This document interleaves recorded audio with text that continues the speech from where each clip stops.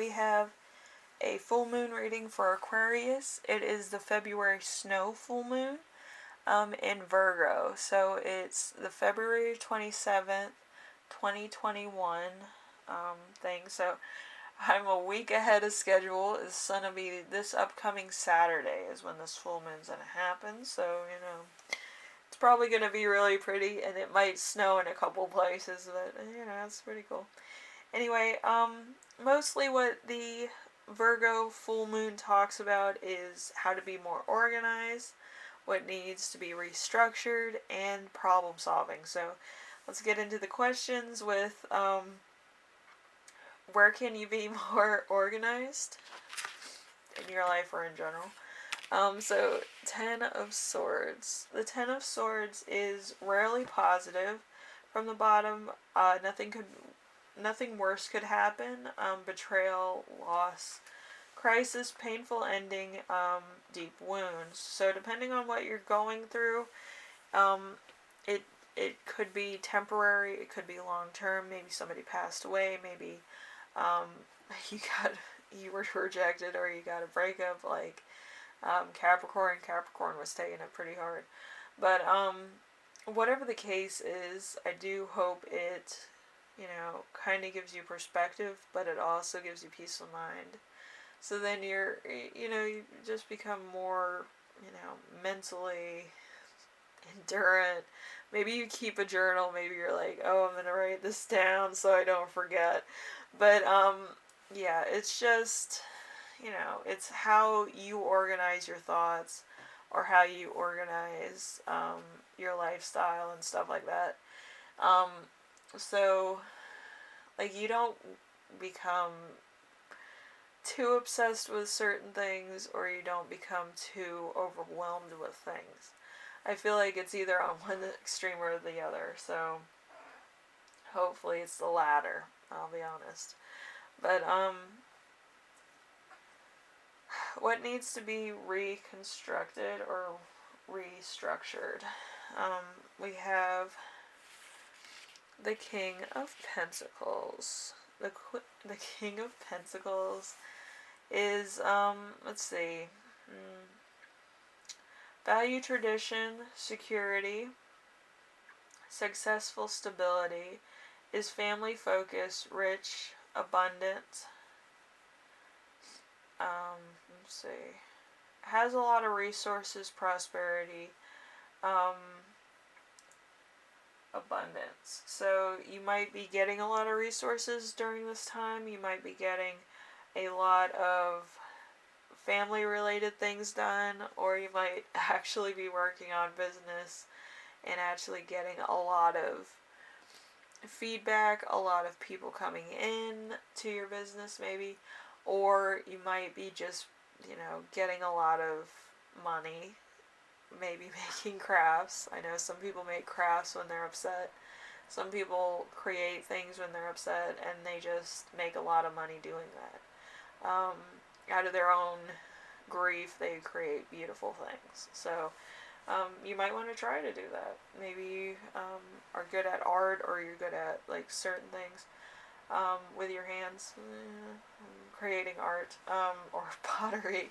I know somebody, like, they got really depressed and they started making little potteries. I think that's in the mountains, actually. I met somebody from Asheville a couple of years back, and they made like little potteries, and they were selling those. But it was because of, some people in their family passed, so they make their pottery different colors, and then they sell them, because each one of those little pieces of clay feels like they're giving away, little trinkets that are out of love and not out of grief. So it's simplistic in that way, I guess. But, you can do that, or you could do something similar.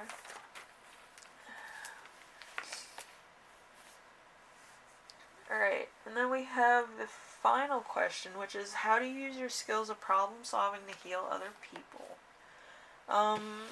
So we have the Ace of Wands.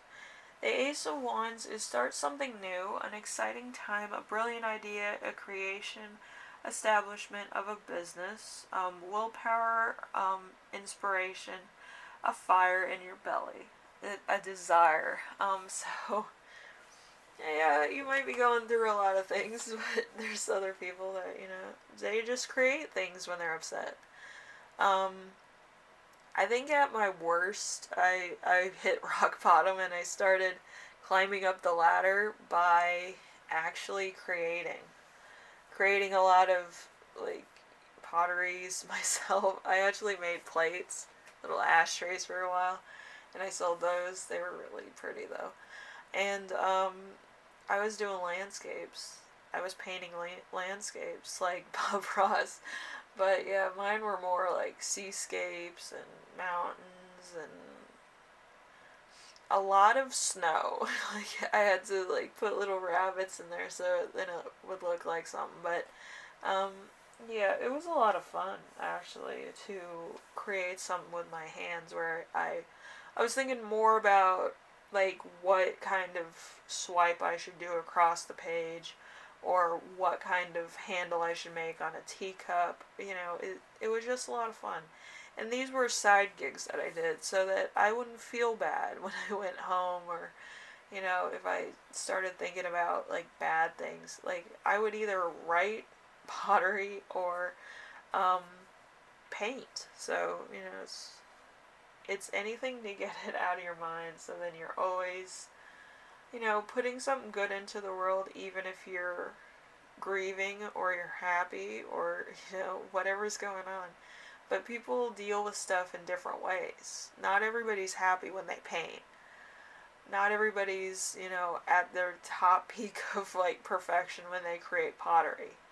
Usually it's through mistakes and stuff because they need that perfection in order to feel like, they're accomplishing something.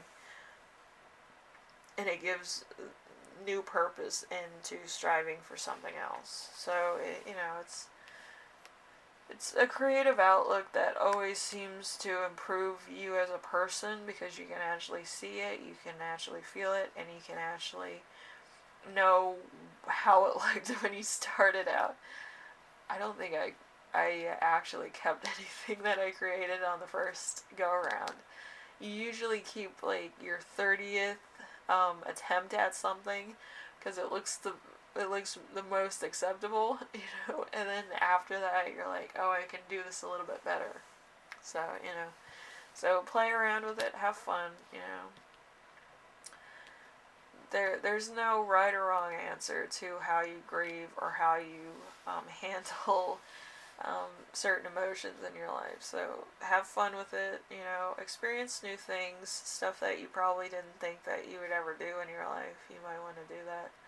Either crafts or experiences or other things, that you could be doing. Anyway, thank you, Aquarius. I hope this helped you out in some way. And if you're going through some grief, you do pick up a paintbrush and see what you can paint with it. I stayed with landscapes because they're the easiest, but they're the easiest for me. I know a couple people that are like, I can't draw a tree to save my life.